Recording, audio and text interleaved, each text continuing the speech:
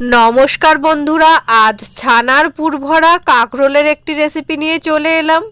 বন্ধুরা, প্রথমেই বলে রাখি, রেসিপিটি যদি তোমাদের ভালো লাগে অবশ্যই কিন্তু লাইক কমেন্ট শেয়ার করে আমার পাশে থেকো। আর যারা নতুন দেখছো তারা কিন্তু চ্যানেলটিকে ফলো করে আমাকে নতুন ভিডিও বানানোর অনুপ্রেরণা দিও।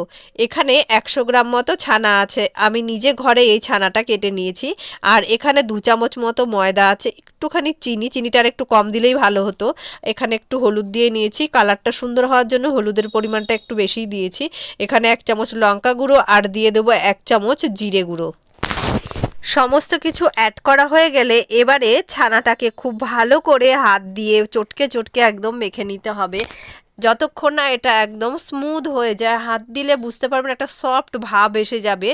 এই রকমভাবে চটকে মাখতে ছানাটায় হাত দিলে বেশ একটা সফট ভাব অনুভব হবে, তখন বুঝবেন যে এটা মাখা হয়ে গেছে। আর এই দিকে কাঁকরোলের ভেতর থেকে আমি বীজগুলো বের করে নিয়েছি আর একটু নুন আর একটু চিনি হালকা করে দিয়ে মেখে নিলাম এর মধ্যে, যাতে কাঁকরোলটা ভাজার সময় ভালোভাবে সেদ্ধ হয়ে যায়। তোমরা কমেন্ট করে অবশ্যই জানিও কিন্তু কে কে কাঁকরোল খাও আর কে কে কাঁকরোল খাও না। তো যাই হোক, এবার আমি এইগুলোর ভেতরে ওই ছানার পুরটা এমনি করে আটকে দেব। প্রথমে একটু গোল শেপ করে নিয়ে হাতের মধ্যে, তারপর কাঁকরোলের ওপরে এইভাবে বসিয়ে দেব। এমনিতে এটা ভালোভাবে এঁটে যাচ্ছে, ভাজার সময় কিন্তু একটু খুলে যাওয়ার সম্ভাবনা আছে, কিন্তু তবুও ঠিকভাবে করলে, আস্তে আস্তে করলে কিন্তু এটা খুলবে না। ভেজেছিলাম তখন মাত্র দুটো থেকে একটা খোলা ভাব হয়েছিল আর একটা খুলে এসেছিল, তো আমি আবার ঠিক করে দিয়েছিলাম। এখানে কড়াইতে সর্ষের তেল দিয়ে দিলাম, একটু বেশি পরিমাণেই তেল দিলাম এটা ভাজার জন্য, যাতে একটা পার্ট অনেকটাই ডুবে থাকে। আর সবগুলো কাঁকরোল আমি একবারেই দিয়ে দেবো ভাজার জন্য। কাল শনিবার নিরামিষ, তো তোমরা চাইলে কাল এই রেসিপিটি অবশ্যই ট্রাই করে দেখতে পারো। কাঁকরোলের একটা পার্ট একটু লালচে ভাব হয়ে আসলেই এবার আমি উল্টে দিলাম। উল্টে দিয়ে এই পাটটাও বেশিক্ষণ লাগবে না ভাজা হতে, আর খুব বেশি আঁচ কিন্তু দেওয়া যাবে। উল্টে দেওয়ার সময় কিন্তু একদমই কমিয়ে রাখতে হবে, নাহলে কিন্তু ছানাটা পোড়া পোড়া ভাব হয়ে যাবে। এবারে আমি কড়াই থেকে বেশ কিছুটা তেল কমিয়ে অন্য একটি পাত্রে রেখে দিয়ে ওর মধ্যে একটা শুকনো লঙ্কা, দুটো এলাচ আর একটু দারচিনি ফোড়ন দিয়ে দিলাম। এর মধ্যে ছোট ছোট টুকরো করে কেটে রাখা আলু দিয়ে দিলাম।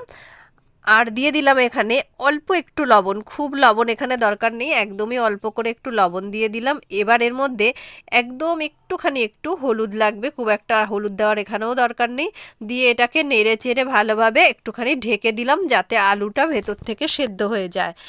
যাই হোক, এইভাবে নেড়ে চেড়ে আলুটা বেশ লালচে লালচে ভাব হয়ে আসলে এখানে বেশ কিছুটা পরিমাণে আদা বাটা আমি অ্যাড করে দিলাম। আদাটাকে খুব ভালো করে এইভাবে নেড়ে চেড়ে কষিয়ে নিচ্ছি। আর এর মধ্যে আরেকটু হলুদও অ্যাড করে দিলাম। এবার একে একে গুঁড়ো মশলাগুলো, জিরে গুঁড়ো, লঙ্কা গুঁড়ো সবই অ্যাড করে দিলাম। দিয়ে খুব ভালো করে এটাকে কিন্তু কষিয়ে নেব, যাতে মশলাটা যতক্ষণ না তেল ছেড়ে আসছে ভালোভাবে এইভাবে কষিয়ে নিয়ে এই রকম পর্যায়ে চলে এলে এখানে বেশ কিছুটা জল দিলাম। জলের পরিমাণটা একটু বেশিই দিলাম, কারণ এটাকে অনেকক্ষণ ফোটাতে হবে।